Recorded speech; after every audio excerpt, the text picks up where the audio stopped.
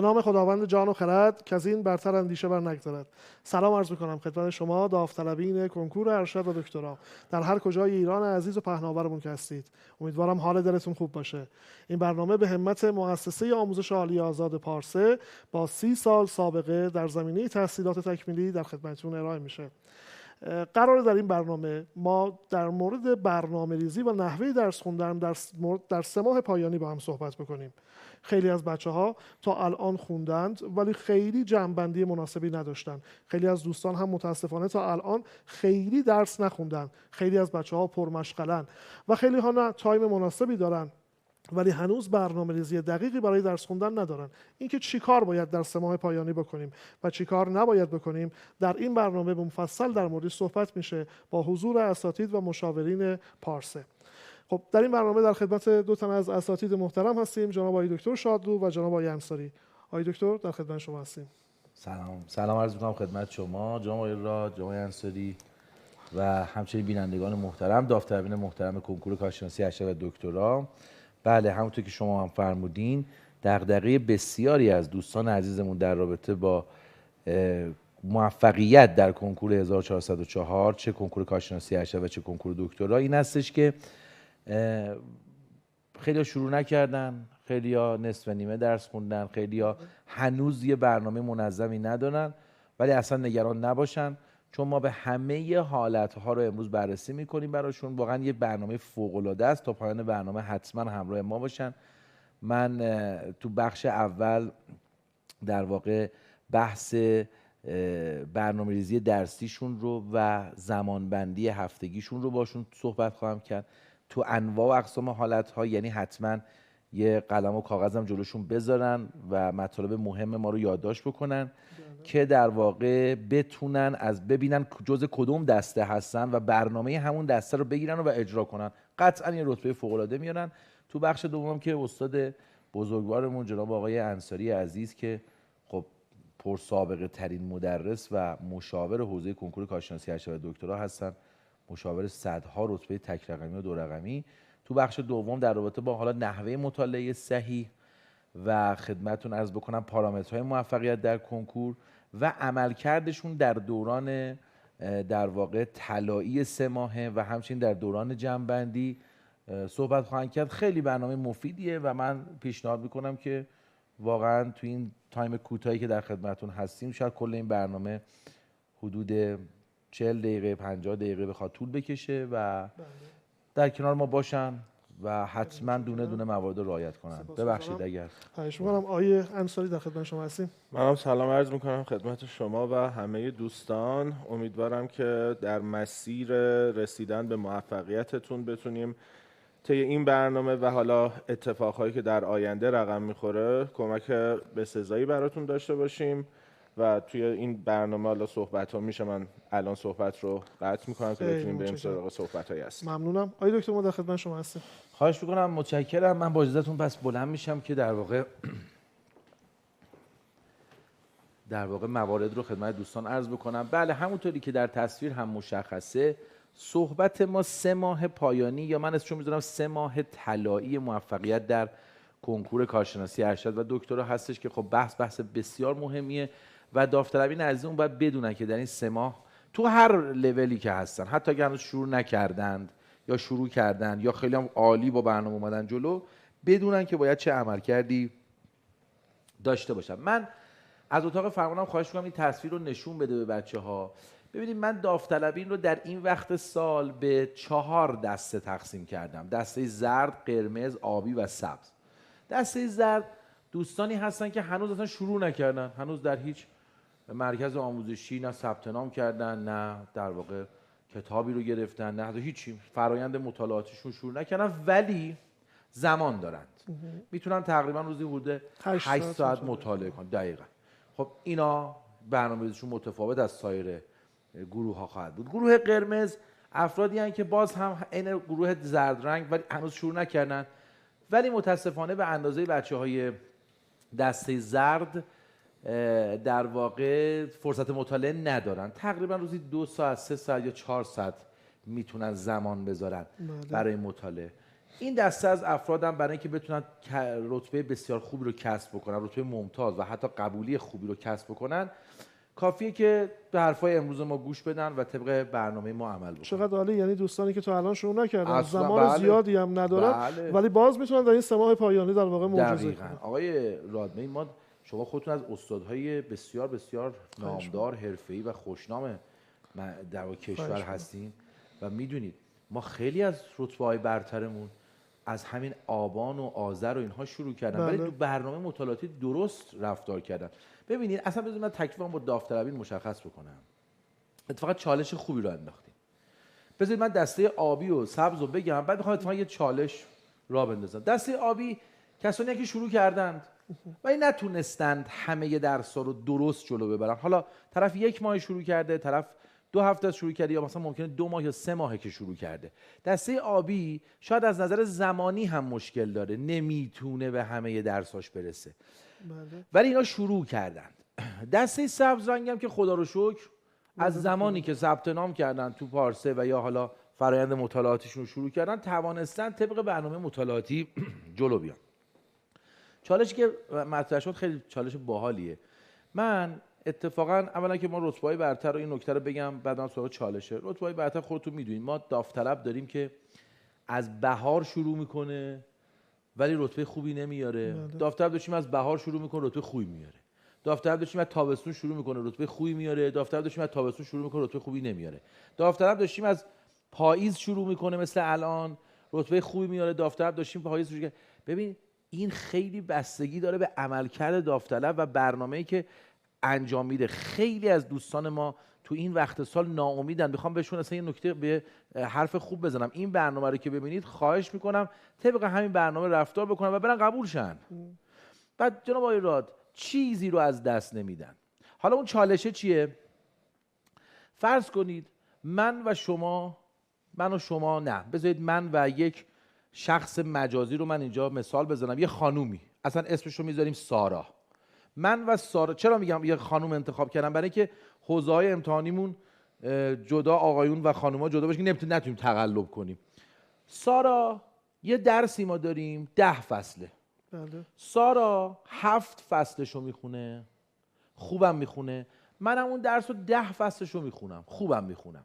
تازه من بچه درس خوندر و زرنگتری نسبت به سارا هستم. بله. چالش شماره 1، من در کنکور رتبه بهتری میگیرم یا سارا؟ هر دو خوب خوندید درس رو. هر دو خوب خوندی، ولی اون 7 فصل خونده، من 10 فصل خوندم. طبیعتا شما باید نتیجه بهتری بگیرید. شما چی میگین آقای انصاری؟ طبیعتا شما دیگه 10 من میگم جوابش اتفاقا اینه، معلوم نیست. ببین ممکنه همون 3 فصلی که من از سارا بیشتر خوندم پاشنه آشیل من بشه.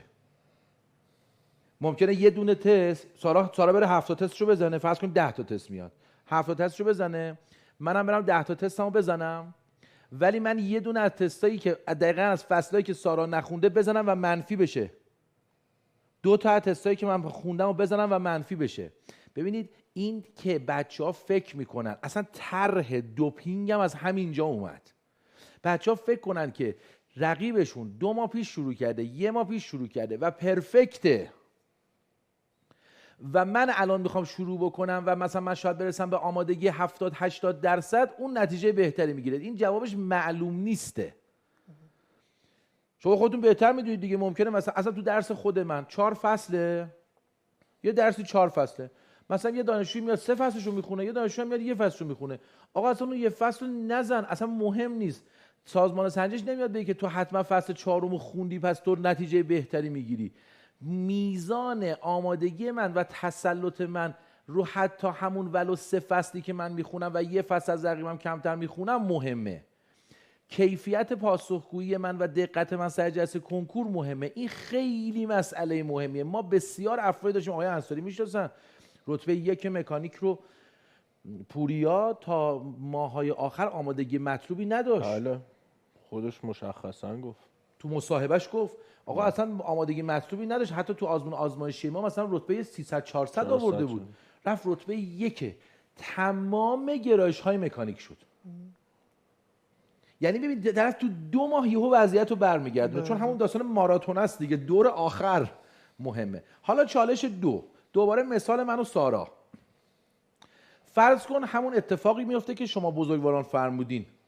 من بهتر از سارا میزنم به واسطه اینکه من خطا نمیزنم، منفی نمیزنم، سارا هم منفی نمیزنه، ولی این 7 تا زده من 10 تا زده. قاعدتا رتبه من بهتر میشه. همون حالتی که دو بزرگوار فرمودین. قبولیمون چی؟ ممکنه یکیشیم. یعنی ممکنه ایشون بشه رتبه 60 من بشم رتبه 10.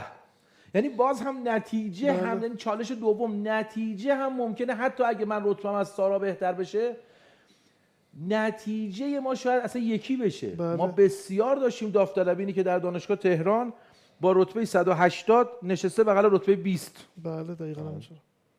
لذا میخوام بگم داوطلبین محترمی که دارن الان ما رو تماشا میکنن اصلا این موارد رو بذارن کنار، ذهن خالی خالی. فقط بگن آقا اصلا ولش کن، انگار من کنکور ندارم.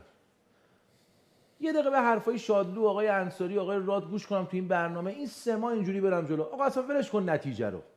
یه چیزی که مثل خوره الان داره مغز بچه‌ها رو میخوره همین نتیجه است. فکر به نتیجه است. همیشه من بچه‌ها میگم آقا ول کن هفته گذشته تو، اصلا گذشته تو ول کن، تازه آینده‌ت هم ول کن. یه برنامه‌ای رو امروز مشخص می‌کنیم، تو برو 1 هفته بخون، برنامه تو اجرا کن، کارتو انجام بده. آقا میدونید چرا؟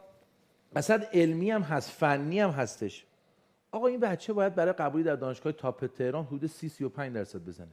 یعنی اگر یه نفر شروع کنه الان مثل سارا به 70% مطالبم برسه، که البته ما اینجا برای همه برنامه‌ای رو داریم که به 100% برسن، الان توضیح میدیم، ولی فرض کن اصلا سوتی بده تو برنامه‌اش، تو همین 3 ماه دوباره سوتی بده و برسه به 70% و به قول شما نصفشو، یعنی نصف اون آمادگی که کسب کرده رو تو کنکور بزنه، قبول دانشگاه‌های خوب تهران. بله. پس خیلی بحث مشخصه. فقط داوطلب عزیز من که داره الان توی این قاب منو می‌بینه بدونه که ذهن رو خالی کنه، نه به گذشته فکر کنه نه به آینده. ضمن که پارسا هم که میدونید خیال بچه‌ها رو راحت کرده دیگه، گفته از نظر مالی چیزی از دست نمیدی، خدایی نکرده. زبونم لال، تو 1% نتیجه دلخواهتو نگرفتی، پارسه ازت حمایت میکنه و هزینه ازت نمیگیره. بله. پس اینم از اینجا خیالش هم راحت شد، از اونم خیالش راحت شد. ذهن رو خالی کن، بیا و بهت بگم چی کار بکنی. خب پس این 4 دسته رو بریم آنالیز کنیم. دسته اول آقا بچهای زرد رنگ. این بچه‌هایی که اینا کی بودن؟ اینا همونی بودن که 8 ساعت تو روز میتونن مطالعه بکنن. ولی تا حالا شروع نکردم. من تا حالا شروع نکردم. اینا بیان برنامه‌شون رو تو 2 فاز تعریف کنن. یه فاز 8 الی 10 هفته‌ای دارن، یه فاز 3 الی 5 هفته‌ای. تو فاز اولشون بیان اینجوری درس بخونن. اتاق فرمان اگه نشون بده، من میگم آقا 6 تا درس. حالا آیه انصاری تو بخش دوم برنامه حتما در مورد تعداد درس‌ها و خود درس‌ها و منابع و اینا همه صحبت خواهد کرد. 6 تا درس رو میخواد بخونه. آقا بسم الله، شنبه درس 1، یک شنبه درس، این 8 ساعت تو روز تایم مطالعه داره دیگه. دوشنبه درس 3، سه شنبه، چهارشنبه، پنجشنبه، جمعه هم آف. حتی بچه‌ای که میخوان 7 درس بخونن هم میتونن جمعه هم بکنن یه روز مطالعاتیشون و بشن 7 درسه. حالا من یه مثال 6 درسه دارم، چون اکثر رشته‌های ما همونطور که شما میدونید چه ارشد چه دکترا 6 درسه هستن. بله. منتها راز موفقیت این بچه‌ها اینه که 2 جلسه در هفته رو باید بخونن. نکنید الان این برنامه هفته اولشونه. 2 جلسه در هفته باید بخونن. یعنی چی؟ یعنی شنبه بره از درس 1 یه جلسه رو صبح بخونه، یه جلسه رو بعد از ظهر بخونه. بله. یا یه جلسه رو صبح بخونه، یه جلسه رو ظهر بخونه، اینجا بره استراحت کنه. دوباره روز یک شنبه از درس شماره 2 یه جلسه بخونه، جلسه دوم هم بخونه، بره استراحت بکنه. یعنی شعار ما برای این افراد این شد: هفته 2 جلسه از هر درس. خب جناب انصاری بیا محاسبه کنیم با هم دیگه. آقا ماکسیموم ترین کلاس های ما و طولانی ترین کلاس های پارسه 20 جلسه است. بله. خب این بچه تو 10 هفته تموم شد، یعنی رسیده به 100%، در حالی که بازم یواشکی داره گوشت میگم 2-3 هفته هم حتی سوتی بدی از امروز تا کنکور تو برسی به آمادگی 70-80%، بازم قبولی تو دانشگاه تاپ تهران. دقیقاً. پس این افراد برن سمت مسیر بیمه یا پک بیمه. حالا یه پک خوبم داریم واسهتون الان بهتون میگیم. حالا تازه این افراد آقای انصاری 3 الی 5 هفته فرصت دارن واسه جمع‌بندی نهایی که اینجا هم دوباره پارسه کلاس های نکته و تست و جمع‌بندی رو واسهشون میذاره. خیلی هم از الان دیگه دارن میپرسن از ما که نکته و تست چیست. آقا جان نکته و تست این است، من شادلو میام به شما مثلا 40 ساعت یه درسی رو درس میدم، ولی روز نکته و تست میام 10 ساعت تمام موارد رو خلاصه میکنم و فقط برای شما تست میزنم. نکته و تست برای اینکه تو به جمع‌بندی برسی، برای اینکه تو زمان نذاری جمع‌بندی کنی. من معلم با تجربه‌ای که دارم و مناطق پرتکرار میام برای تو جمع‌بندی میکنم. پس دسته اول کسانی که هنوز شروع نکردند و 8 ساعت تقریبا فرصت دارن تو 2 فاز حرکت بکنن، یه فاز 10 هفته‌ای، یه فاز مثلا 3 الی 5 هفته‌ای و بیان شعارشون هم این شد هفته‌ای 2 جلسه از هر درس. بعدن تو هفته دوم از همین تایمای رو به آخر رو به شب میتونن جهت مرور همون هفته قبلی استفاده کنن، اونا در عدد نوت ها و تستاشون. اینم مرورشون. بله. دسته بعدی جناب انصاری، جناب ایراد، دسته این که هنوز شروع نکردند و زمان مناسب هم 2 ساعت 3 ساعت 4 ساعت تو روز بنده خدا بیشتر نمیتونن زمان بذارن که خیلی دسته زیادی هم هستن این افراد. بله. الان طبق تماس هایی که با مجموعه میشه و با خود من میشه و توی فضای مجازی از ما میپرسن خیلی این دسته زیادن. بله. این عزیزان ما براشون یه فکر جانانه و بکر کردیم و یه طرحی رو به وجود آوردیم، یه طرح آموزشی درجه 1. شاید بینندگان عزیز باید بهتره که بدونن، جناب را شما میدونید، آقای انصاری هم میدونید، شاید بالغ بر 200 نفر ساعت روی این طرح کار شده با استادای درجه 1، با رتبه‌های برتر، با دانشجوی سالهای پیش و نظرسنجی‌های مختلفی شده و یک طرح فوق‌العاده اومده بیرون به نام دوپینگ. این دسته قرمز رنگ برن تو طرح دوپینگ. حالا دوپینگ چیست؟ دوپینگ توسط قوی ترین اساتیده که چون فقط یک استاد حرفه‌ای میتونه دوپینگ رو اجرا بکنه. استادهایی که تازه کار هستن و در واقع هنوز خودشون مثلا تا پارسال پیارسال دانشجو بودن نمیتونن این طرح رو اجرا بکنن. چون ببینید من شادرو با مثلا 15 سال سابقه تدریس، جناب آقای انصاری با 27 سال سابقه تدریس، خود حضرت علی مثلا با 20 سال سابقه تدریس، میدونیم که مناطق مهم، اصلی، ویژه و پرتکرار هر درس کجاست. ما اومدیم چی کار کردیم؟ ما اومدیم یک کلاس‌های ساعت پایینی رو تعریف کردیم و توی این کلاس‌ها میایم مطالب اصلی، ضروری، ویژه و پرتکرار رو از پایه 0 تا 100 به بچه‌ها آموزش میدیم و تمام تست‌ها هم واسهشون میزنیم. تازه بعدش هم تو کلاس نکته و تست کلی دوباره واسهشون جمع‌بندی میکنیم و تست میزنیم و داوطلب عزیز من فقط کافیه از الان، خیلی باحاله ها، از الان تا کنکور فقط 120 ساعت الی 150 ساعت، حالا بر اساس رشتهش دیگه، مثلا ما رشته روانشناسی رو حساب کردیم ارشد حدود 130 ساعت 130 ساعت مطالعه کنه، بره تو دانشگاه تهران، بره دانشگاه تهران. ببین خیلی جالبه این موضوع. یعنی داوطلب همین الان یه نفر بیاد به من مراجعه بکنه بگه آقای شادو من روزی 3 ساعت میتونم زمان بذارم ولی میخوام دانشگاه تهران قبول شم، دانشگاه های خوب قبول شم، چی کار کنم؟ بی برو برگرد بهش میگم بیا برو تو دوپینگ. مثلا همین رشته روانشناسی که مثال داریم، آقای دکتر خدامرادی میاد به جای اینکه تو 60 ساعت بالینی درس بده، تو 24 ساعت مناطق حساس و پرتکرار و ویژه رو آموزش میده. مثلا آقای دکتر امینی توی 24 ساعت کاری میکنه به جای 90 ساعت ها، تو 24 ساعت کاری میکنه که در واقع دانشجو از 9 تا تست الکترونیک بتونه 6 تاشو بزنه. خود من تو درس خودم به جای 40 ساعت 50 ساعت تدریس تو 18 ساعت کاری میکنم بچه ها 3 تا تست بزنن از 5 تا تست بزنن. خب این طرح فوق‌العاده است. کل برای زمانش در واقع 150 سیف ساعت هم اگر باشه، یعنی ما هیچی. توی رشته مکانیک تقریبا چیزوش 700 ساعت مطالعه داریم بله. برای پک اصلی، در حالی که پک دوپینگش 150 ساعت. 150 ساعت. تو روانشناسی من حساب کردم، همین چون روانشناسی مثل تو مدیریت روانشناسی حدود 430 ساعت 440 ساعت کلاسه. ببین داریم در مورد بچه‌ای که وقت دارن و تو وسط مطالعه‌ان، یعنی مثلا دسته زرد رنگ هنوز میتونه 300 الی 400 ساعت رو بخونه بله. چون قرار روزی 8 ساعت زمان بذاره. ولی بچه که نمیتونه باید بیاد بره تو دوپینگ. حالا برگردم به دسته قبلی، یعنی دسته زرد رنگ که گفتم بره این افراد میتونن یه کار باحال بکنن. آقای انصاری میتونن 4 تا 5 تا درسشون رو برن VIP بخونن، یعنی همون کلاس 70 ساعته 60 ساعته، 2 تا 3 تا درسشون رو برن دوپینگ بخونن. میتونن ترکیب کنن با دوپینگ. این افراد هم حتی میتونن تو زمانشون زمان سیوی داشته باشن. خیلی بحث مهمیه. یه خیلی از من میپرسن آقا دوپینگ چیه؟ و جالب آقای راد، آقای انصاری، دوپینگ کلا 6 هفته است.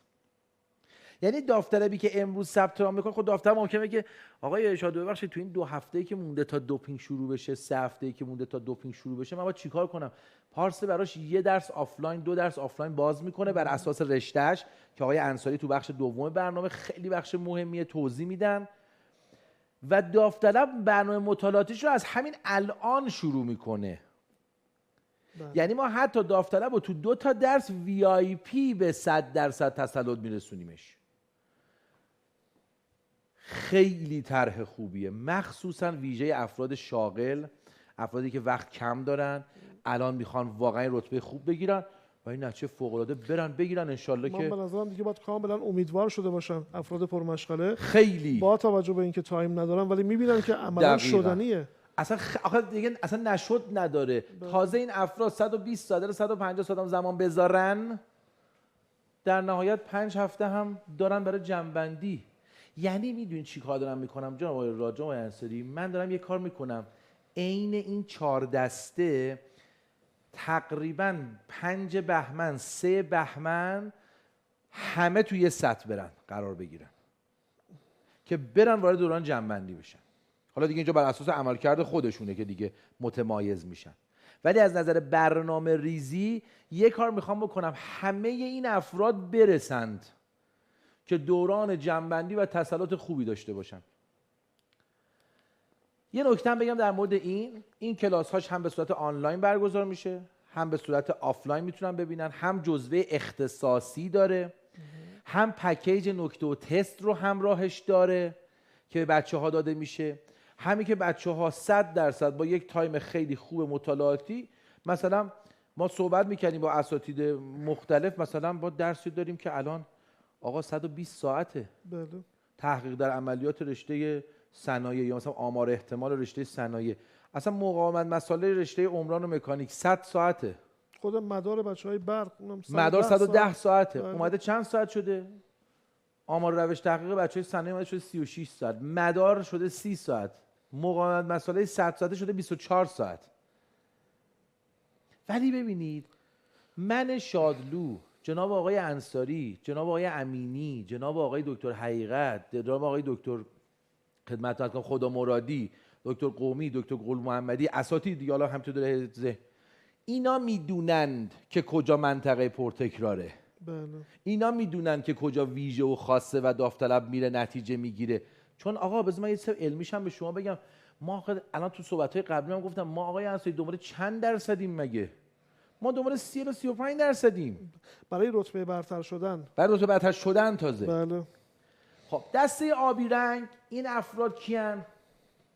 این افرادی هستند که توضیح دادیم شروع کردن ولی همچین مثلا دارن بنده خداها فکر می‌کنم این افراد خیلی زمان مشکل دارن، یعنی به مرور نمیرسن و در نهایت مثلا 6 تا 7 تا درس ثبت نام کردن ولی مثلا 3 تا درس خوندن، 4 تا درس رو دارن میخونن، 2 تا درسشون استرس گرفته. اتفاقا این دسته این افرادم خیلی افراد زیادی هستن و متاسفانه خیلی هم سردرگمن. این افراد عزیز و دوست داشتنی من تو گروه آبی اصلا نگران نباش چون من واسه برنامه دارم. چیکار کن؟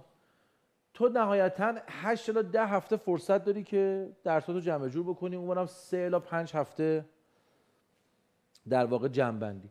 این افراد چیکار کنن جناب آقای راجا آقای انصاری؟ بیان همون برنامه مطالعاتی که مثلا دارن 4 این افراد به شدت تاکید میشه بهشون ترکیبی کار بکنند. یعنی 3 تا درس داری میرسی از نظر زمانی حتما باید با ما هم صحبت کنن، با مشاورامون هم باید صحبت بکنن.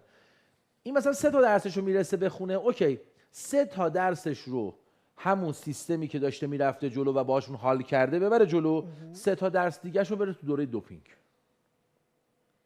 یا حتی به نظر من همون 3 درسی هم که الان داره خوب میخونه دوپینگش رو هم بره.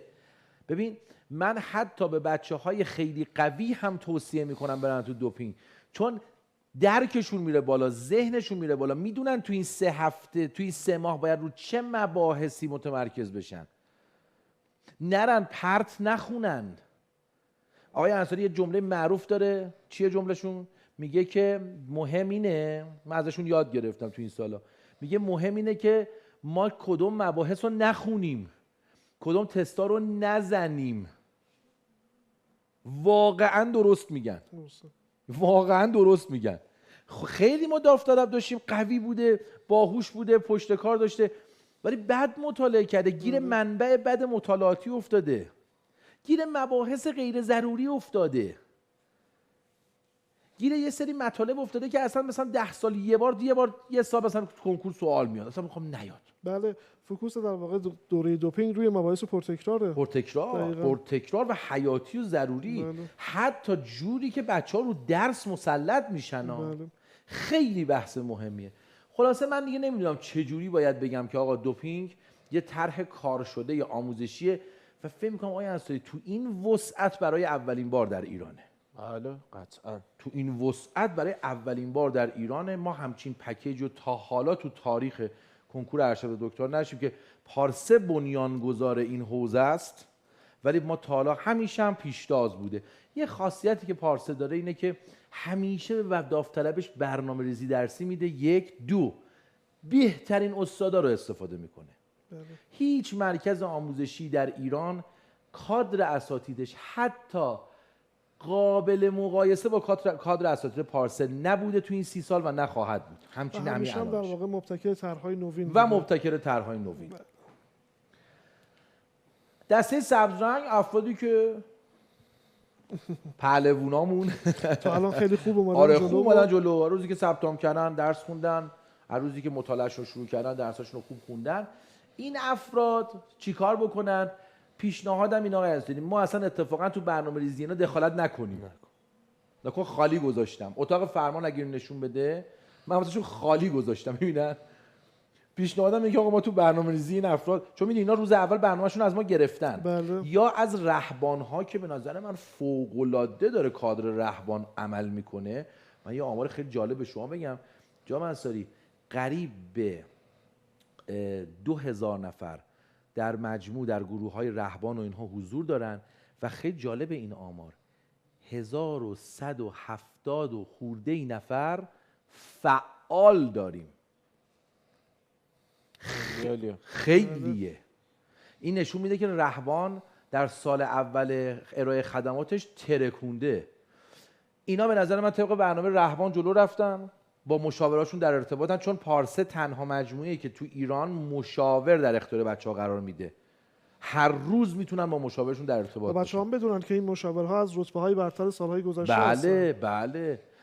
مثلا در رشته حسابداری سرکار خانم هدیه محمد بیگی رتبه 6 کنکور 1403 رو ما در کنار بچه‌ها قرار دادیم. مثال مثال معماری رتبه 1 رو قرار دادیم. همه رشته دیگه اسم نیاریم و در موردش اینجا نگاه کنیم. ما مثلا اتفاقا میگیم بچه‌ها، ولی یه چیزی رو بچه‌ها بدونن، همونطور که الان تو چند دقیقه پیشم گفتم، این بچه‌ها تا پایان دی درساشون رو جمع جور بکنن که طبق برنامه‌ای که از روز اول ما گفتیم از تابستون از تو برنامه رهبان.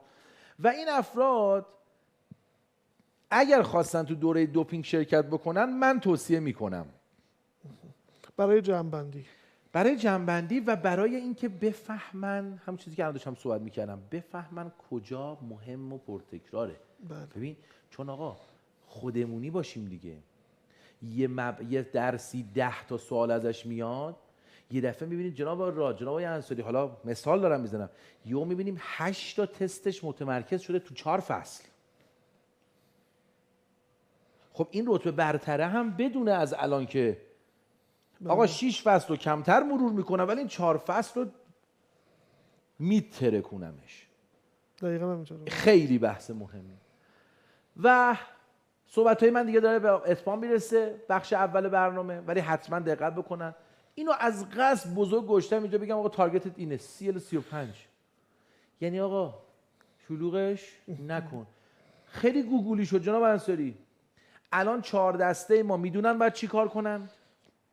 برنامه ریزی درسیشون رو بهشون دادیم. 6 تا 7 تا درس درگیرن. قرار CL35 بزنن.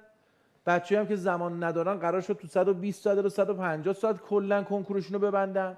بچه‌هایی هم که نصف نیمن یا حتی بچه‌هایی که تازه شروع کردن ولی وقت دارن هم میتونن ترکیبی برن جلو. یعنی بسته دوپینگ رو هم که خیلی قیمتش مناسبه، خیلی ارزونه و در سطح کشور ارائه شده، تازه به صورت اقساطی هم میتونن پرداخت بکنن، تهیه بکنن.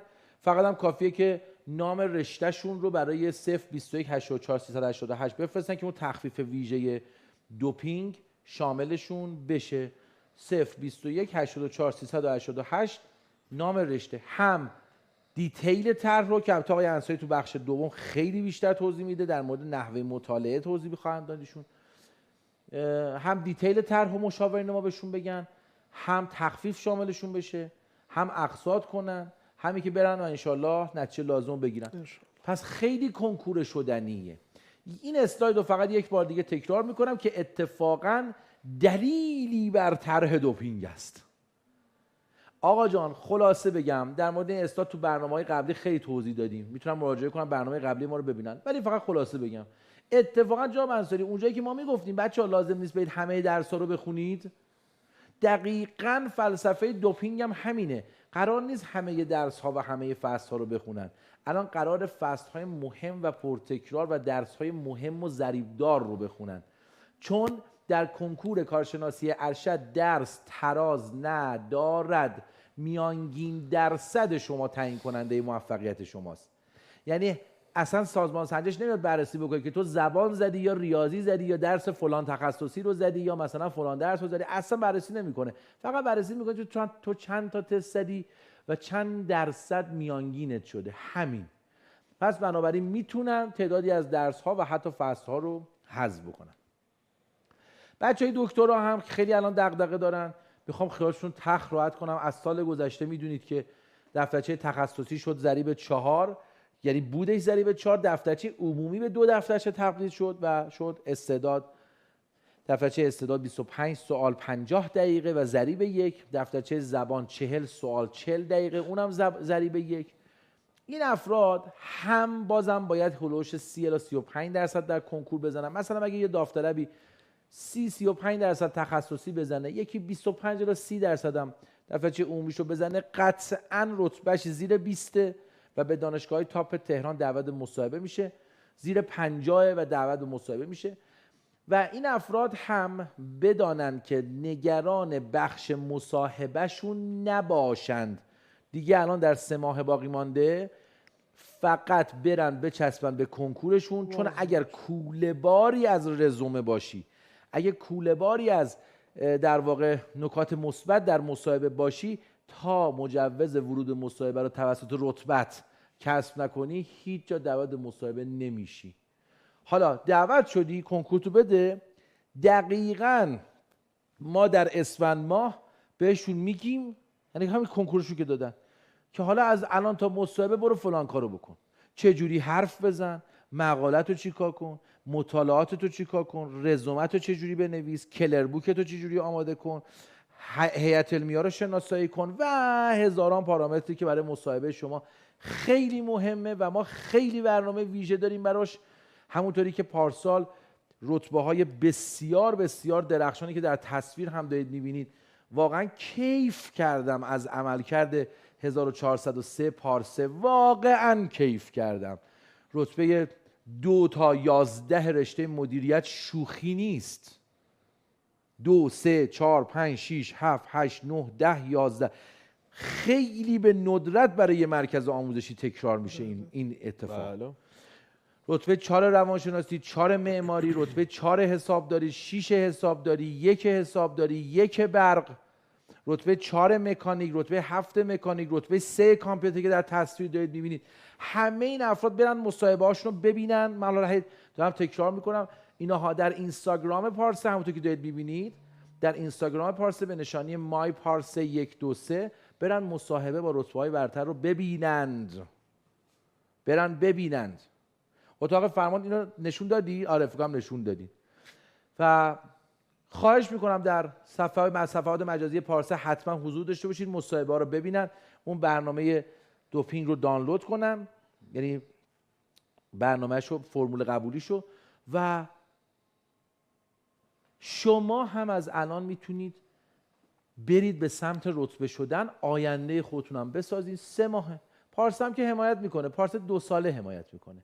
برید و 3 ماهتون رو بسازید و انشالله یه رتبه عالی کسب کنید و بعدش هم انشالله چه بخواید وارد بازار کار بشین، چه بخواید صنعت، چه بخواید مهاجرت بکنید، چه بخواید ادامه تحصیل بدین، در فضای تحقیقاتی آکادمیک کار کنید یا صاحب شغل خوب بشین، تحصیلات تکمیلی مهم است.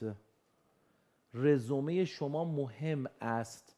بحث نداریم، شوخی هم نداریم، باید برید دانشگاه خوب قبول شید.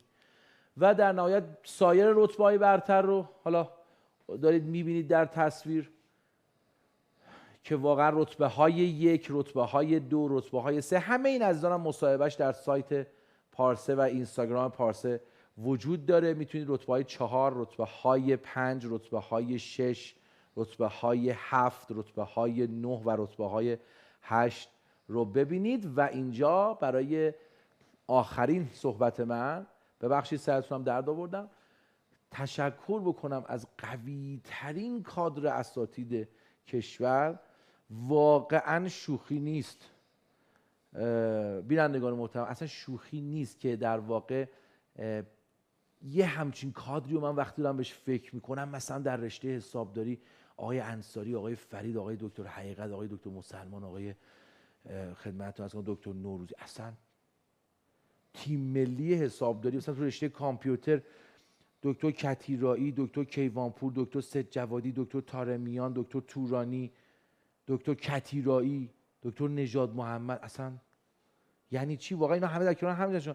کادر مکانیک واقعا بذارید من اسمشون رو بیارم، پروفسور کوثری، پروفسور شریعت پناهی، جناب آقای انصاری، دکتر سباقیان، استاد بزرگوار راد، مهندس قامبی، همه افرادی که در واقع دارن تو فعالیت میکنن تو رشته برق، دکتر امینی، دکتر نژاد محمد، دکتر قومی، تو رشته صنایع که واقعا من فکر میکنم ستارگان رشته صنایع ایران در پارسه هستن، آقای دکتر قومی، در آقای دکتر گل محمدی.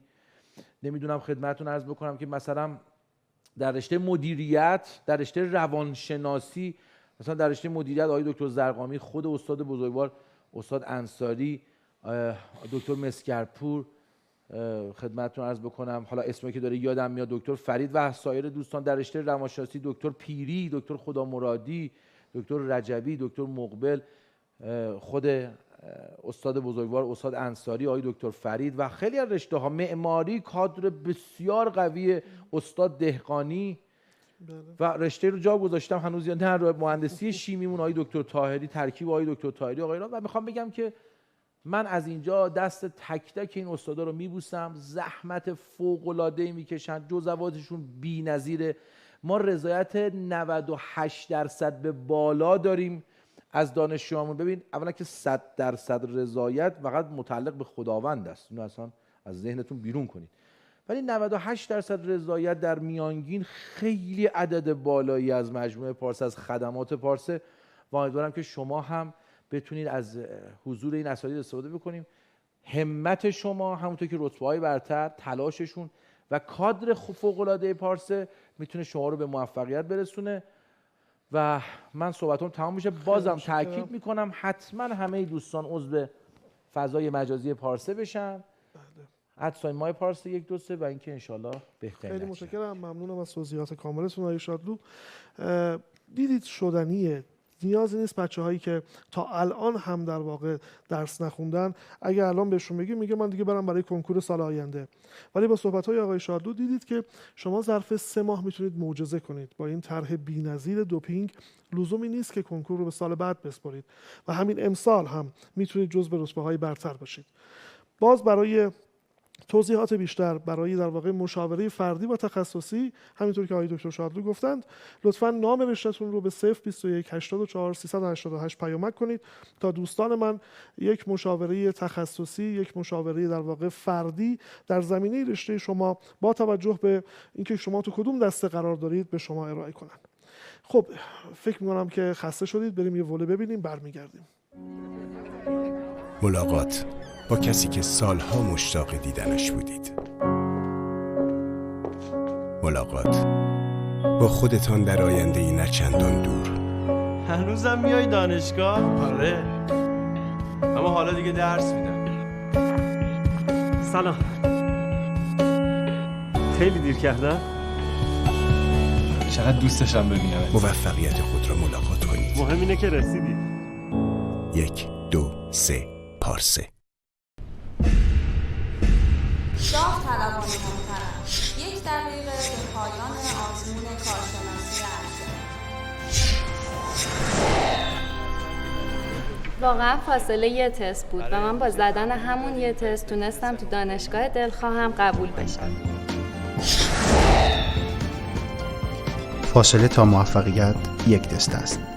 1 2 3 پارسه. خیلی خوش برگشتید دوستان عزیز. دیدید که در واقع یک طرح ایدئال، یک طرح بسیار نو و جدیدی پارسه ارائه کرده به نام طرح دوپینگ، برای اینکه شما در این طول 3 ماه بتونی معجزه بکنی، بتونی به رتبه‌های برتر کنکور برسی و به دانشگاه‌های تاپ تهران دسترسی داشته باشی. آقای دکتر شادلو در مورد این طرح توضیحاتی دادن. حالا ما برای اینکه دیتیل این طرح رو بدونیم از آقای انصاری خواهش می‌کنم که در مورد این طرح توضیحات مفصل‌تر و دقیق‌تری رو ارائه کنن. خب عرضم به خدمت همه دوستان که ببینید من در حد 2-3 دقیقه مسیری که قرار شما طی بکنی برای رسیدن به موفقیت رو بگم. دوستان عزیز دیگه دانش آموز نیستین، میخواین وارد تحصیلات تکمیلی بشین. داستان تله تستی و فلان و بیسا رو بذار کنار، مربوط به دوران مدرسه است. باید سوادتون رو بالا ببرین دوستان عزیز. شما میخواهید وارد مقطع تحصیلات تکمیلی، حالا یا کارشناسی ارشدی یا دکترا بشید، بدون بالا بودن سواد اصلا این امکان وجود نداره. پس اولین و مهمترین فاکتور اینه که شما بتونین سواد و علمتون رو بالا ببرید.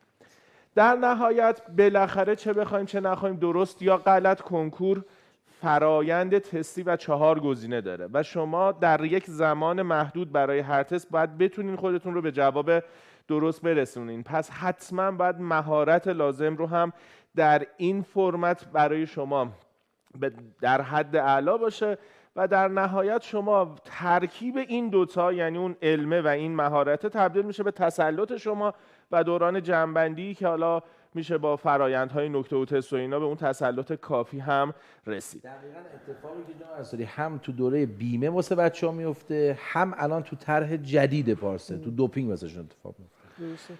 دقیقاً اینجا رو دقت داشته باشین دوستان. ما دوره بیمه پارسه رو اصلا فعالیت دوره بیمه برای دانشجویان این بودش که اول از همه خیالشون راحت باشه که ما چقدر اطمینان داریم از کاری که قرار انجام بدیم که این طرح رو بیمه کردیم. و از روز اول به همه دوستان گفتیم که مثلا دوستانی که در رشته مثلا برق فعالیت میکنی، میخوای کنکور بدی، اگر میخواهی گرایش الکترونیک رو کنکور بدی، حالا ماشین بررسی و نخونی اتفاقی هم نمیفته. بله. درگیر همه درس ها نشو و این فلسفه به وجود اومدن طرح بیمه بود. بله. که واسه دوستان توضیح دادیم که اگر میخوای در هر گرایشی شرکت کنی کدوم درسای مهمیه، باید روش وقت بذاری به تسلط برسی، کدوم درس‌ها کم اهمیت تره اصلا نخونش یا بری به سمت فرمت‌های دیگر خواندن. و همینجاست که طرح دوپینگ فرایندش مثلا نزدیک 3-4 ماه پیش ما بهش رسیدیم برای دوستانی که احیانا، چون این اتفاق هر سال تکرار میشد، که ما در همین محدوده آبان ماه و آذر ماه خیلی تعداد زیادی از دانشجوها مراجعه میکردن که ما میخواهیم کنکور بدیم ولی اصلا این حجم زمان رو نداریم برای درس خوندن.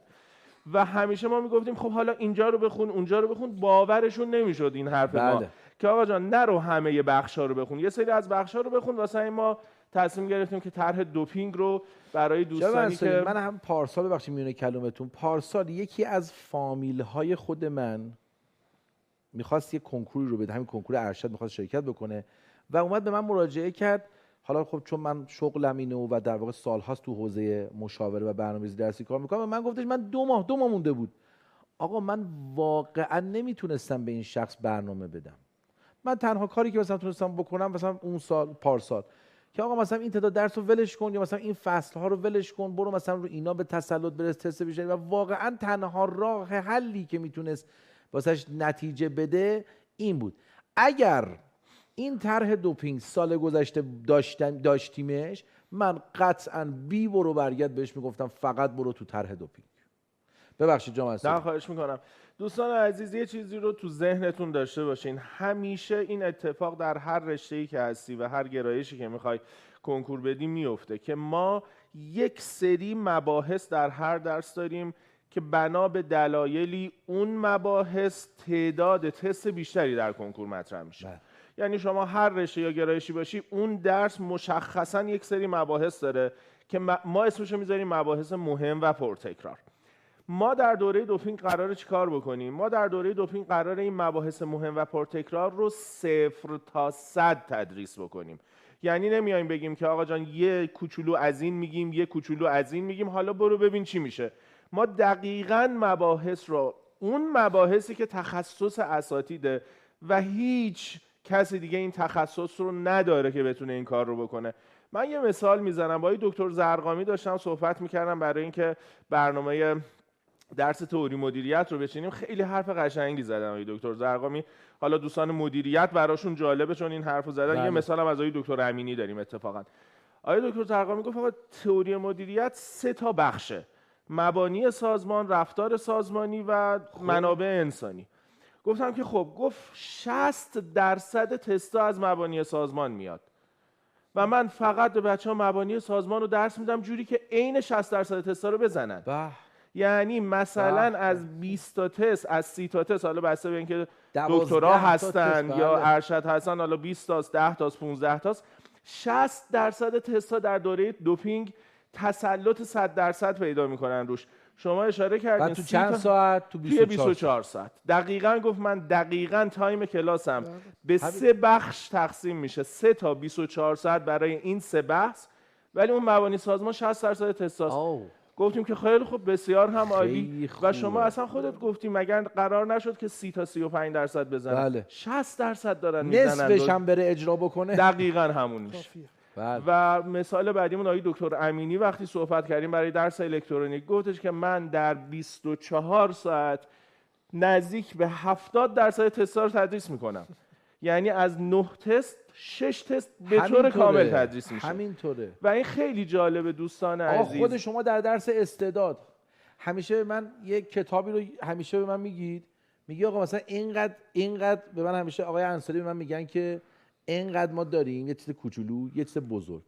میگه آقا اینقدر 60-70% تست از اینقدر میاد، بعد از این گندهه مثلا 30-40% تست. درست آقا؟ بله کاملا. در درس استعداد دغدغه خیلی از بچهای دکترا. همه مثال استعداد رو زدین. خب ما میریم سر کلاس استعداد 50 ساعت درس میدیم برای همه مباحث. دانشجو میخواد بره سر جلسه کنکور مثلا، خب دوستان میدونن دیگه تو استعداد 30% درصد بالاییه، چون زمانش کمه. زمانش درصد خیلی بالاییه. خب به راحتی میشه مباحثی رو مطرح کرد ظرف 18 ساعت 20 ساعت که شما بتونی به اون 30% برسی. قطعاً مینیمم. واسه همین موارد خیلی مهمه دوستان عزیز. ببینید شما برای اینکه بتونید در طرح دوپینگ موفق باشید باید اعتماد کنید به با تجربه ترین، حرفه‌ای ترین و مسلط ترین اساتید که خوشبختانه در همه رشته ها در پارسه قطع به یقین بهترین اساتید در اون درس خاص هستن و میتونید کاملا اعتماد بکنید. برنامه کلاس های چه کارشناسی ارشد و چه دکترا در صفحات مجازی ما هست. حتما برنامه ها رو بریم ببینین. ببینین که برای هر درس چند ساعت تعریف بله. شده و خیالتون راحت باشه که از این تعریف هایی که برای درس ها کارشناسی شده است. یعنی ما مثلا نشستیم بگیم خب حالا بریم 20 ساعت نه فلان در دقیقاً. با تک تک استادها صحبت شده که ما اگر بخوایم به یه همچین تسلطی دانشجوها برسن چند درصد زمان لازمه و هر کدوم از اساتید این زمان رو اعلام کردن. حتما برنامه ها رو از صفحات مجازی شما برین دنبال بکنین که برنامه ها رو داشته باشین. یه گریز سریع به برنامه ها بزنیم. من سعی میکنم تو هر رشته یک درس رو مثال بزنم. بله. دوستان عزیز، این الان ما بخوایم راجع به مثلا رشته برق راجع به مدارهای الکتریکی صحبت بکنیم. دوستان مدارهای الکتریکی 110 ساعت ارائه میشه در طرح بیمه. خیلی هم عالی، 0 تا 100 همه مطالب. کسایی که با طرح بیمه بیان جلو قطعا نه تنها در کنکور خیلی موفقن، حتما از لحاظ سطح علمی هم خیلی میرن بالا. حالا مدار الکتریکی رو ما میخوایم بیایم در 30 ساعت به شما ارائه بکنیم، ولی اون 30 ساعت مهمترین مطالب مدار الکتریکیه. بله. و شما مثلا از 15 تا سوالی که توی مدار الکتریکی میاد به تسلط روی 7 الی 8 تست میرسی و با خیال راحت میتونی اون مطالب رو ارائه بکنی. مثلا در رشته روانشناسی مثالشو که تایم قبلی های دکتر شالدو زدن، بالینی 60 ساعت تدریس میشه. خیلی هم عالیه، همه مطالبش هم روش مسلط میشی، خیلی هم خوبه. ولی الان دوستانی که از لحاظ زمانی دچار مشکل هستن دوست دارن حتما تسلط نسبی رو داشته باشن و کنکورشون هم جایی که دلشون میخواد قبول شن، بتونن 50-60% هم بزنن. بله. با صحبت ها با آقای دکتر خدامرادی صحبت هایی که شد گفتن که تو 24 ساعت این امکان برای ما فراهمه. عرضم به خدمتتون که اصلا این که رشته صنایع که اصلا گل قضیه است، دعا کنید. می‌بینید آیا رشته صنایع، من یه چیز خیلی جالب بهتون بگم، میگم این موضوع ها کارشناسی شده است، دقیقاً کارشناسی شده است. با آقای دکتر قومی صحبت کردیم. دوستان حتما ایشون رو میشناسن، مدرس حرفه‌ای درس آمار و تحقیق در عملیات. بله. گفتن اصلا تحقیق در عملیات رو تو دوره دوپینگ وارد نکنید. وارد نکردیم. این همون بخشی که آقای انصاری گفتن خیلی کارشناسی شده ها، وگرنه صرف این که پکیج دوپینگ ما خوشگل بشه میتونیم بگیم آقا ما OR رو هم مثلا داریم 40 ساعت ارائه میکنیم. نه. دقیقاً. یعنی اصلا من مخصوصا صحبت خدای دکتر قومی آوردم که استاد درس تحقیق در عملیات و آقا حسن گفتش که نه آقا نمیشه، این نمیتونه به نفع دانشجوه که در این زمان درس OR رو بذاره کنار، روی این درس ها وقت بذاره. یه آمار میخواد بخونه با 5 تا درس تخصصی تو 120 ساعت. اصلا همین کنکورشون.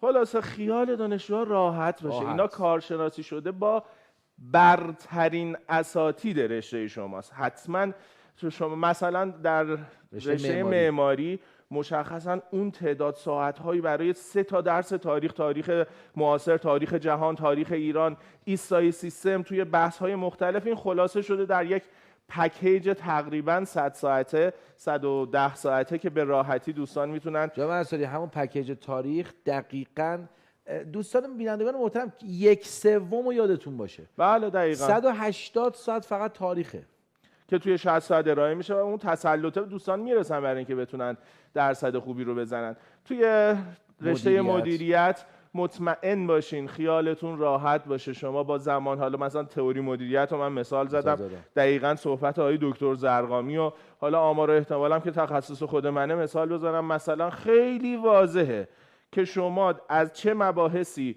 4 الی 5 تست از 10 تست شماست و اون 4 الی 5 تست ما مثلا 20 ساعت 24 ساعت زمان میذاریم توی کلاس اصلی. بله.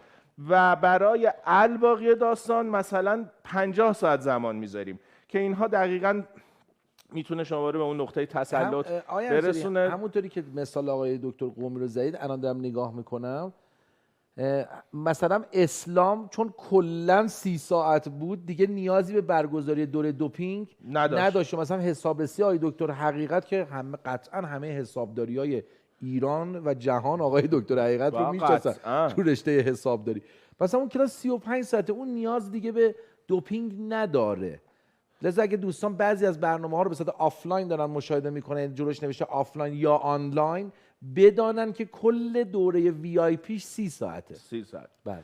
عرضم به خدمتتون که توی رشته کامپیوتر با اون تعدد درس یعنی واقعا بچه‌ها سردرگمن توی رشته کامپیوتر، ولی به راحتی من صحبت آقای دکتر کتیرایی رو اتفاقا بهتون بگم صحبت کرده بودم راجع به درس مدار منطقی، گفتن به راحتی بچه‌ها رو میتونم تدریس هم توی 24 ساعت جوری باشه که حداقل 2/3 تستا رو بزنن. 2/3 تستا رو بزنن.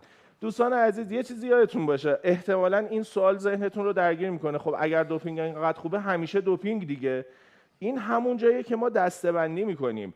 دوستانی که تایم دارین برای مطالعه، تایمت رو بذار و مطالعات رو انجام بده. بالاخره ما یک درسی داریم به اسم مدار منطقی که این مدار منطقی من نمیدونم چند فصله، ولی مثلا 15 فصله. اصلا برو 100% مطالب رو یاد بگیر. 100% مطالب رو بخون. این فضا برای شما میشه همون سوپاپ اطمینان که اگر 2 تا تست چه میدونم سخت از یه فصلی اومد بتونید 2 تا تست آسون که یه فصل دیگر هم بزنین. ولی در نهایت داریم میگیم که طرح دوپینگ طرح کارشناسی شده است که حتما باید دوستان بهش ایمان داشته باشن. رشته مهندسی شیمی، رشته مهندسی مکانیک و اتفاقهایی که میفته. اما چه میکنیم در محصول پارسه؟ دوستان عزیز دقت داشته باشین، پارسه برخلاف سایر مؤسسات همکار به شما کلاس ارائه نمیده، به شما یک مسیر آموزشی ارائه میده. دقیقاً. این مسیر آموزشی قطعاً قسمتش کلاس های ماست که به صورت آنلاین برگزار میشه. شما میتونی به صورت لایو در کلاس شرکت کنی، به هر دلیلی نتونستی شرکت کنی در پورتالت ذخیره میشه و میتونی آفلاین ببینی. با بالاترین کیفیت از لحاظ سیستم های حالا کامپیوتری و از همه مهمتر با بهترین اساتید کشور. جزوات و کتاب های پارسه در اختیارتون قرار میگیره. ما بر عهد خودمون استوار موندیم که غیر از آن چیزی که ما در کلاس ها و اساتید در کلاس ها ارائه میده شما نیاز به هیچ موضوع اضافه تری، رفرنس جداگانه ای نداریم، مگر در مواردی خاص که خود استاد سر کلاس بهتون میگه که مثلا فلان کتاب رو حتما باید تهیه بکنید. بی نهایت از اون برای اولین بار در سطح کشور نرم افزاری برای شما تهیه شده که هر موقع دلت بخواد میتونی وارد شی و از خودت آزمون بگیری، بگی 5 تا تست از فلان فصل فلان درس به من بده امتحان بدم. برای اولین بار این رو داریم. و اما محصول رهبان. دوستان عزیز همیشه در مسیر برای رسیدن به هدف سردرگمی هایی وجود داره. این سردرگمی ها بارها دیده شده که یا باعث ناامید شدن میشه یا باعث به اشتباه رفتن ادامه مسیر میشه و الی آخر. اینجا رتبه ممتاز رشته خودت، تجربه های خودش رو توی مسیری که به اون نقطه موفقیت رسیده رو در اختیارت میذاره. و این موضوع باز هم برای اولین بار در کشور بیش از شما فرمودین نزدیک 2000 نفر در گروه های رهبان الان عضو هستن. چیز مخفی هم نیست چون گروه کاملا همه چیزش مشهوده. و اینجا دارن فعالیت میکنن با هم دیگه. سوالی پرسیده میشه، خود دانشجوها به واسطه همراهی و همکاری سوالهای خودشون رو جواب میدن. اگر نتونستن رهبان وارد میشه. منها اینکه به صورت جداگانه و خصوصی هم با رهبان در ارتباط هستن برای برنامه‌ریزی تحصیلی.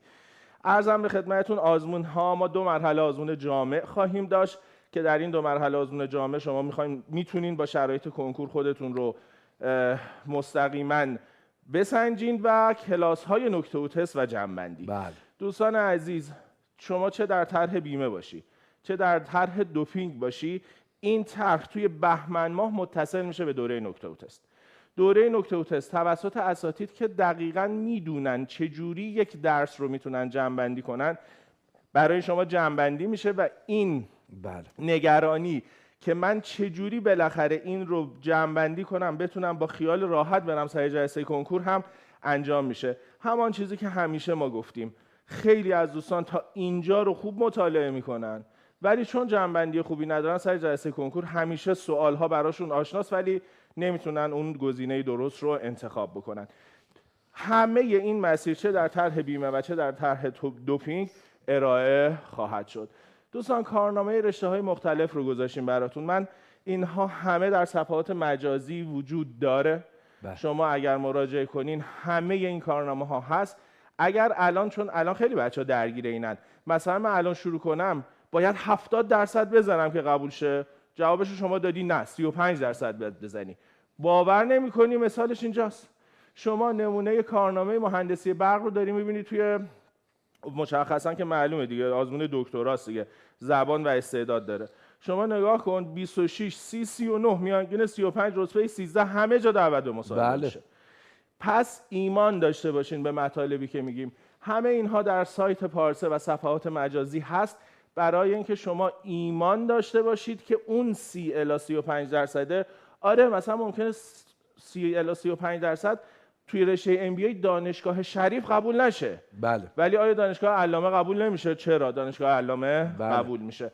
و این باعث میشه که شما با توجه به رتبه هایی که اینجا هست توی همه رشته ها، هم در کارشناسی ارشد و هم در دکترا، ما این نمونه کارنامه ها رو داریم. من فقط همینجوری آروم آروم از روش رد میشم که بدونید اینها در سایت پارسه و صفحات مجازی پارسه همگی هست. اصلا جناب انصاری یه کاری میکنیم، ما اصلا همین پاورپوینت هم PDF میکنیم براشون در تلگرام و اینستاگرام پارسه میذاریم. بسیار عالی، دست شما هم درد نکنه. عالیه. بله الان یهو به ذهنم رسید این کار براشون.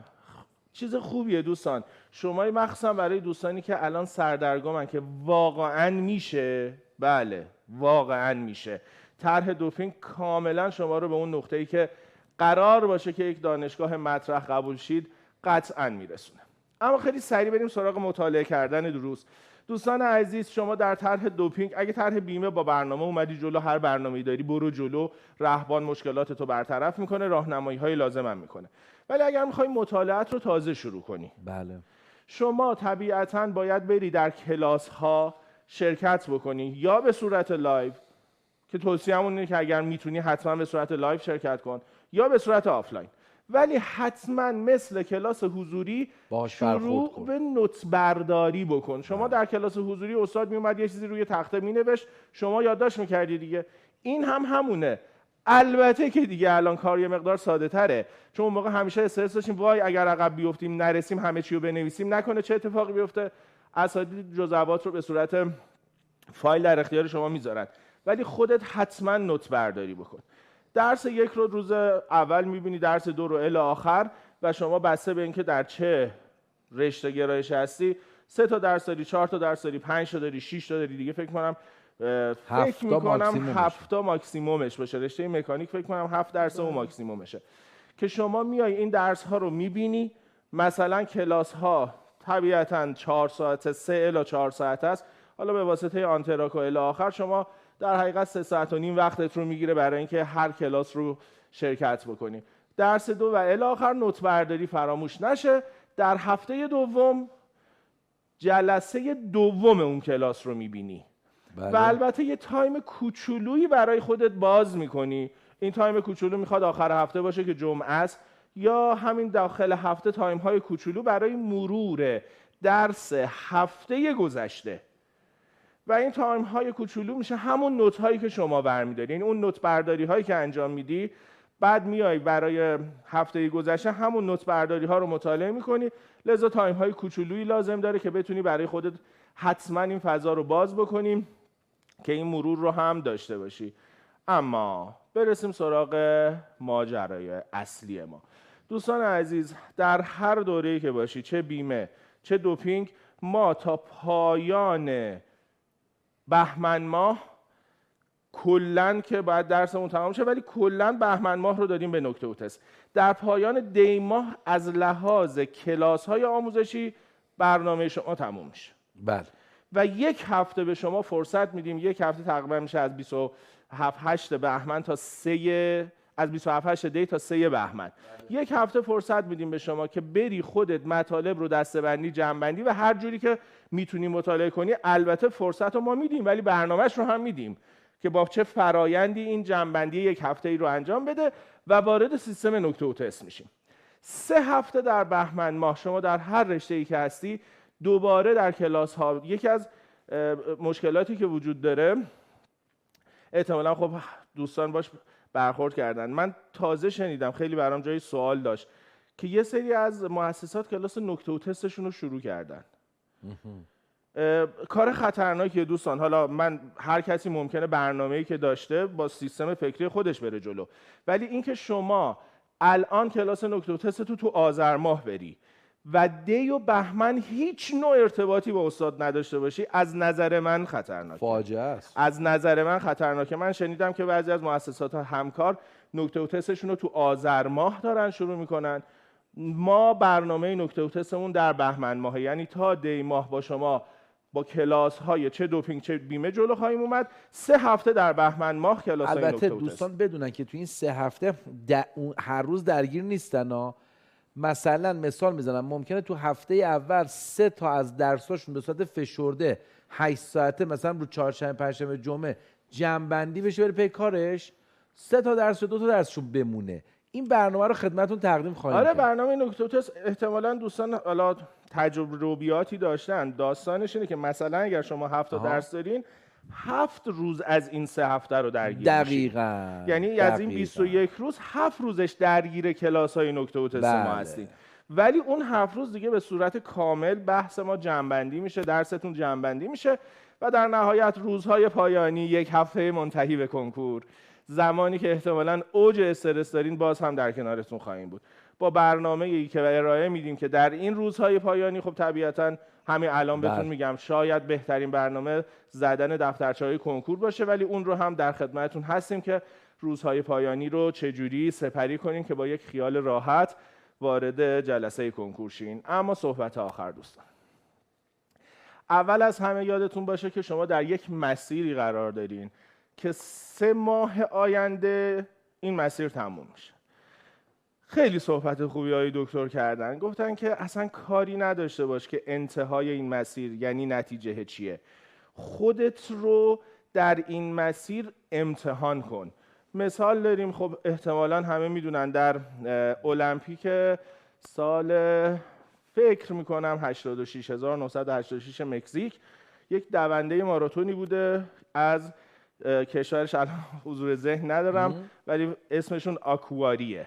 این دونده ماراتون شروع به دویدن میکنه، بعد از 10 کیلومتر پاش مصدوم میشه. پاش مصدوم میشه ولی به دویدن خودش ادامه میده. همه میان ازش رد میشن، میرن جلو، به خط پایان میرسن، میخوان که مدال ها رو بدن. میگن آقا صبر کنین، یک دونده‌ای هست کوتاه نمیاد، هنوز میاد و طبق قوانین المپیک یا باید دونده ها کنار بکشن یا باید از خط پایان عبور کنن. گفتن کجاست؟ گفتن که 10 کیلومتر مونده تا به استادیوم برسه. رفتن باهاش صحبت کردن که آقا تموم شده، شب شده، ول کن. گفتش که من کشورم برام این هزینه رو نکرده که بخوام وسطش سرچ کنین میتونین، با پای باند پیچیده شده و لنگان داره میاد. حالا دوستان سرچ کنن میتونن ببیننش. و یه چیز خیلی جالبه، وقتی که وارد ورزشگاه میرسه، چون در انتهای ماراتون دور آخر رو باید توی ورزشگاه بزنید، تمام تماشاچی‌ها نشستن و همه ایستاده تشویقش میکنن. دوستان هیچ کس نمیدونه در اون سال کی اول شده، کی دوم شده، کی سوم شده، ولی همه میدونن که کی آخر شده. چرا؟ چون تلاشش رو کرد، برای تلاشش احترام قائل بود و همه دنیا میدونن در اون سال ماراتون کی آخر شده. بپرسیم از هر نفری که دلتون میخواد، نفر اول دوم سوم نمیدونن ولی نفر آخر رو میدونن. تو این مسیر تلاش تو بکن، سردرگم هستی میدونم، ولی دوره دوپینگ پارسا از سردرگمی درت میاره. دوستان عزیز، شما همیشه به واسطه پوزیشن شخصی خودت شخصیتت شکل میگیره. پس ممکنه روز بخوای درس بخونی، شب بخوای درس بخونی، سریع بخونی، کند بخونی، با توجه به دقیقاً ویژگی‌های شخصی خودت برنامه توسط رهبان بهت ارائه میشه. هدفت رو مشخص کن از همین الان. اگر مشخص کردی که چه بهتر، اگر مشخص نکردی همین الان مشخص کن. ایشالله که همه دانشگاه‌های برتر تهران باشه. منابع حجیم رو بذار کنار. از روز اول گفتیم بذار کنار، نه الان که دیگه اصلا فراموشش و در نهایت دوستان عزیز، همونجوری که آقای دکتر هم گفتن، یک قله وجود نداره. شما اگر رتبه 1 بشی، مثلا در کنکور چه میدونم، مثلا شما فرض کن رشته برق، رتبه 1 دانشگاه شریف قبول میشه، رتبه 50 هم دانشگاه شریف قبول میشه. بله، همکلاسی میشن. پس طبیعتا یک قله وجود نداره. حتما به قله موفقیت خودت دست پیدا خواهی کرد و در نهایت آرزوی سلامتی برای همه دوستان داریم. مطمئناً مهمترین فاکتور سلامتیه، ولی امیدوارم که همگی در زندگی موفق باشین و اولین موفقیت بزرگ زندگیتون قبولی دلخواه در کنکور تحصیلات تکمیلی 1404 باشه. بسیار عالی. خیلی متشکرم. ممنونم آقای انصاری از توضیحات زیباتون. پس دیدید دوستان، با طرح دوپینگ شما در واقع میتونید به رویاهاتون برسید. توی همین فرصت و زمان باقی مانده با این طرح و برنامه‌ریزی که اساتید محترم برای شما انجام دادن، قطعا شما به دانشگاه‌های برتر تهران میرسید. باز هم تکرار میکنم که برای دریافت یک مشاوره فردی و تخصصی در این زمینه میتونید نام رشته‌تون رو به 021 84 388 پیامک کنید تا دوستان و مشاورین پارسه با شما تماس بگیرند و راهنمایی لازم رو خدمتتون ارائه بدند. خیلی متشکرم که ما رو تماشا کردید. ممنونم. هرگز تسلیم نشید، همونطور که آقای انصاری گفتند، و دست یافتن به رویاهاتون رو به تأخیر نندازید. ممنونم. خدا نگهدارتون. مراقب خودتون باشید. هوای دیگران رو هم داشته باشید. خدا نگهدار.